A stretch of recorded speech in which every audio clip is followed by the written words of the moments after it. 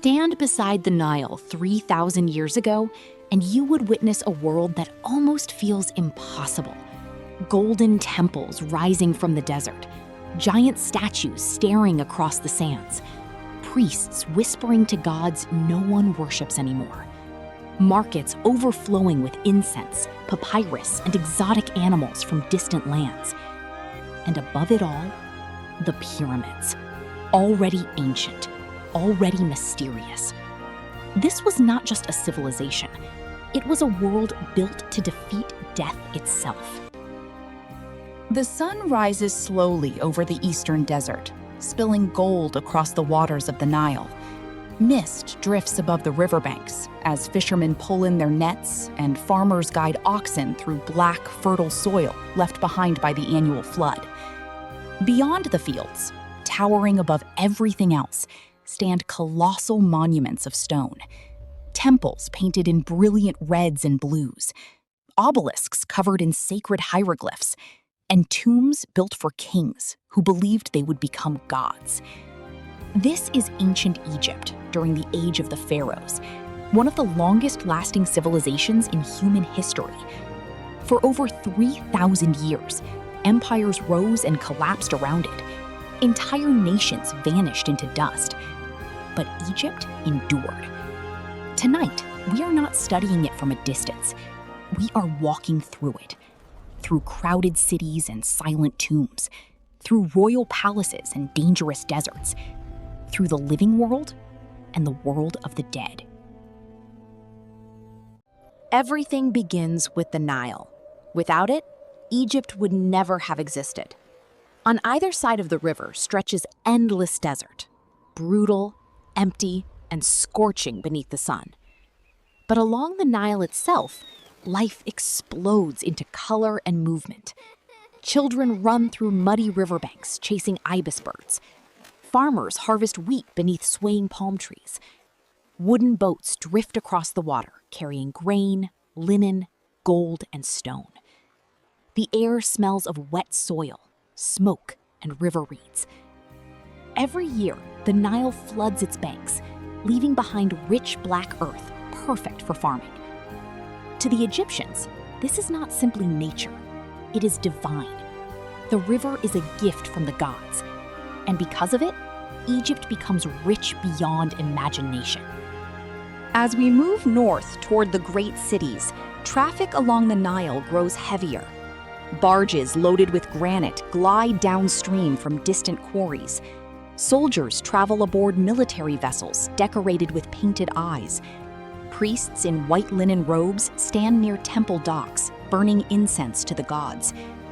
The deeper we travel into Egypt, the more enormous the civilization becomes.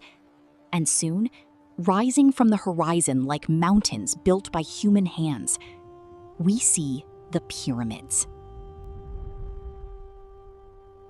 Even today, the pyramids feel unreal, but in the ancient world, they must have seemed supernatural. The Great Pyramid of Giza rises from the desert with impossible precision, its polished limestone casing blazing white beneath the sun, so brightly it can be seen from miles away. Workers swarm around the plateau.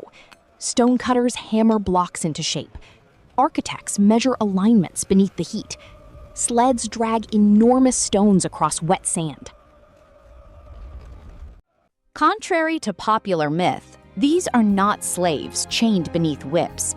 Many are skilled laborers, craftsmen, and seasonal workers serving the pharaoh during flood season when farming pauses. Entire worker villages surround the construction sites. Bakeries roar with fire. Beer is brewed by the barrel. Doctors treat broken bones and crushed fingers. Egypt is building eternity itself. Because to the pharaohs, death is not an ending. It is a transformation. Deep inside the pyramids and hidden tombs lie treasures beyond imagination. Golden statues, jeweled furniture, sacred texts, chariots, and food prepared for the afterlife. The walls are painted with vivid scenes of daily life.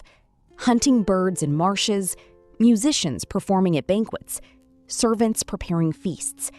The Egyptians believe these images will become real again after death. If the rituals are performed correctly, the soul lives forever. But immortality comes at a price, and few men on earth possess more power than the living God who rules this kingdom. At the center of Egyptian society stands the pharaoh, not merely a king, a divine ruler, the bridge between humanity and the gods. Inside royal palaces, servants rush through vast halls carrying wine, perfumes, and exotic foods imported from Nubia, the Levant, and lands even farther away. Fans made from ostrich feathers sway in the warm air. Musicians play harps softly beneath painted ceilings filled with stars. Outside the palace gates, ordinary citizens kneel as royal processions pass through the streets. Gold-covered chariots roll across stone roads. Soldiers march in formation, carrying bronze weapons and tall shields. Priests chant prayers while enormous temple banners snap in the desert wind. And temples are everywhere. Massive temple complexes dominate Egyptian cities, their entrances guarded by colossal statues taller than houses. Inside, torchlight flickers across towering columns painted with lotus flowers and sacred animals. The scent of incense fills the darkness. Only priests may enter the innermost chambers, where statues of the gods are washed, clothed, and fed every day as if truly alive. Religion is not separate from life in Egypt. It is life. The gods control the flooding Nile, the harvest, the sun itself. And no god is more important than Ra. Each morning, Egyptians believe the sun god sails across the sky before descending into the underworld at night to battle chaos itself.